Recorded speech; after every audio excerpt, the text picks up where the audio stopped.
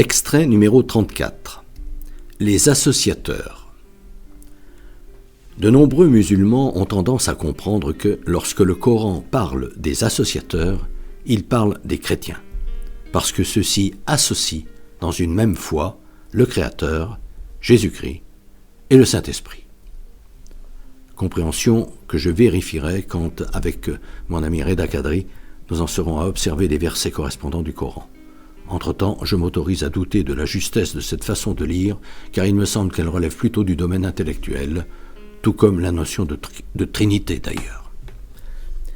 Chrétien ou non, ne serait-il pas plus juste de dire que nous sommes tous des associateurs, chaque fois que nous contrevenons aux commandements de Dieu par lesquels il nous fait part de sa volonté, puisque ce type de soumission à nos instincts révèle quels sont nos véritables dieux. Ce que confirme le prophète Jérémie dans le langage propre à son époque. La parole de Yahvé me fut adressée en ces termes. Si un homme répudie sa femme, et qu'elle, l'ayant quittée, se marie avec un autre, a-t-elle encore le droit de revenir à lui?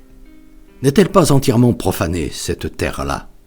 Et toi, comprendre Israël, le peuple de celles et ceux qui se disent croyants, qui t'es prostitué à de nombreux amants, tu prétends revenir à moi? Oracle de Yahvé, lève les yeux vers les monts chauves. Je rappelle que le devoir premier des hommes est de rétablir la justice, ce qu'a crié Jésus en se faisant. Je recommence. Lève les yeux vers les monts chauves. Je rappelle que le devoir premier des hommes est de rétablir la justice, ce qu'a crié Jésus en se laissant mettre à mort au lieu dit du crâne, surnommé le mont chauve. Et regarde, est-il un lieu où tu ne te sois livré?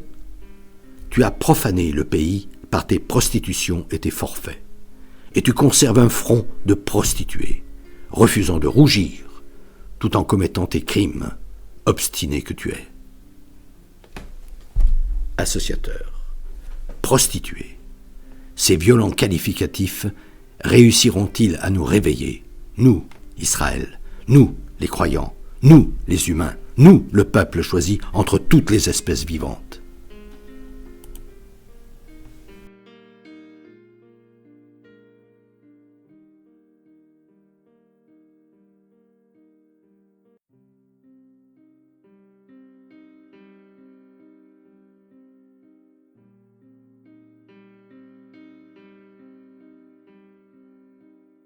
Depuis des années, environ une fois par mois, j'envoie une lettre d'information spirituelle à tout mon carnet d'adresses.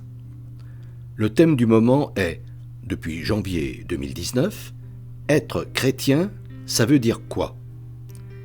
Si ce sujet vous intéresse, n'hésitez pas à me transmettre votre mail, en vous contentant d'indiquer auditeur YouTube, vos noms et prénoms, et éventuellement votre numéro de téléphone si vous souhaitez me parler.